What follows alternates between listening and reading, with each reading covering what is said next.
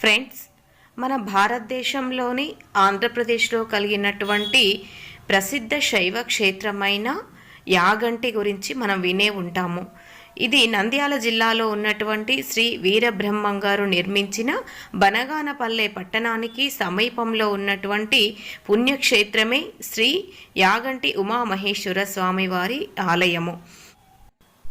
ఈ యాగంటి ఆహ్లాదకరమైనటువంటి ప్రకృతి సౌందర్యంతో పరవశింపచేసే పుణ్యక్షేత్రాలలో ఒకటిగా ఉన్నది.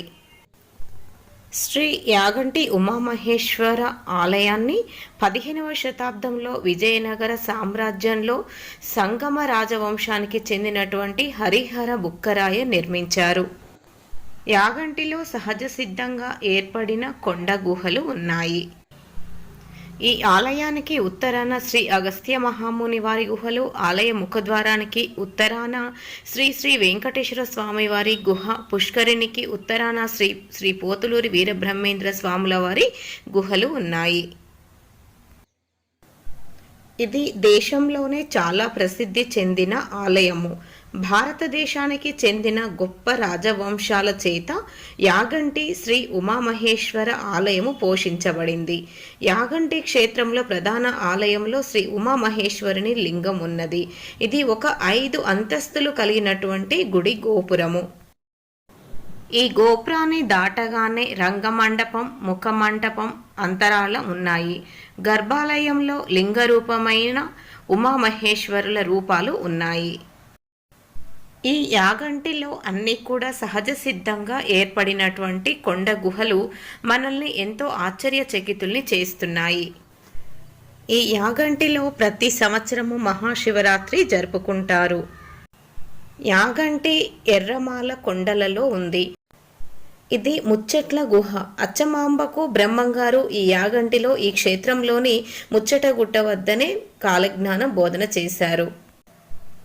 స్థల పురాణ ప్రకారము అగస్త్య మహర్షి ఈ స్థలంలో వెంకటేశ్వర స్వామికి ఆలయాన్ని నిర్మించాలని కోరుకున్నాడు. అయితే విగ్రహము కాలి గోరు విరిగిపోవడంతో విగ్రహాన్ని ఏర్పాటు చేయడము సాధ్యం కాలేదు.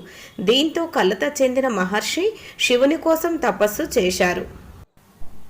శివుడు కనిపించినప్పుడు ఈ ప్రదేశం కైలాసాన్ని పోలి ఉంటుంది కాబట్టి శివుడికి బాగా సరిపోతుందని చెప్పాడు.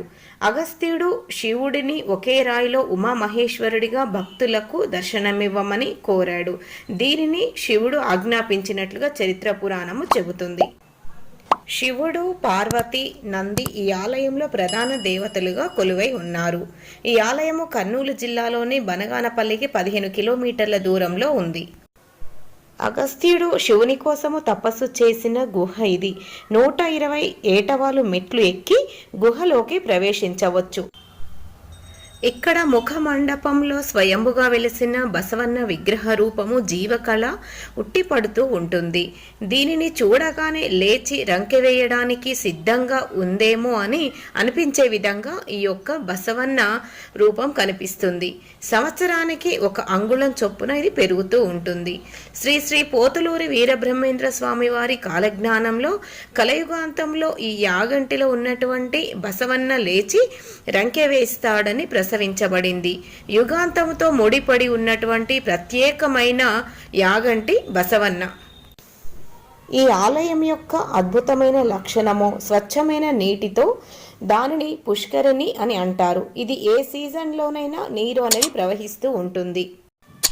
ప్రకృతి ఒడిలో పుట్టినటువంటి జలధార కాబట్టి దీనిని పుష్కరిణి అంటారు. అగస్త్యుడు ఈ పుష్కరిణిలో స్నానమాచరించి శివుణ్ణి ఆరాధించేవారట.